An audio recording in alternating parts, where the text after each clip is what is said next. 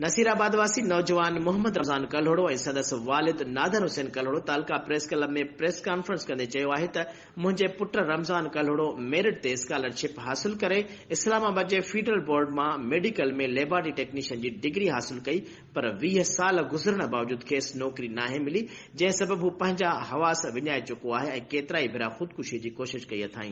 नादर कल्होड़ो चयो त उन वक़्त जे district health officer Noorullah Khoso कूड़नि सर्टिफिकेटनि ते 5 लख रिश्वत एवज़ 2008 खां 2014 ताईं 207 टेक्नीशियन जूं नौकरियूं विकिरो करे छॾियूं।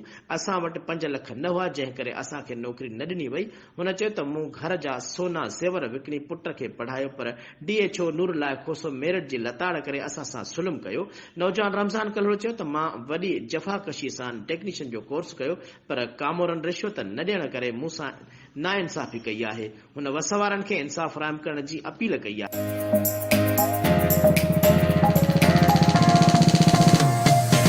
खुशखबरी तव्हांजे पंहिंजे शहर कासमाबाद में सुमरा वॉलपेपर PVC पैनल शॉप ॾेई रहियो आहे। कासमाबाद, लतीफ़ाबाद, टंडोडाम ऐं सिंध जे मुख़्तलिफ़ शहरनि में मयारी ऐं बहितर सर्विस। राब्ते लाइ Rajdhani Soomro phone number 03333702510 03333707886।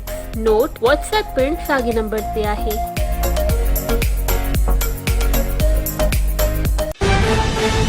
For more news and updates, keep watching BTV News First Ultra HD web channel.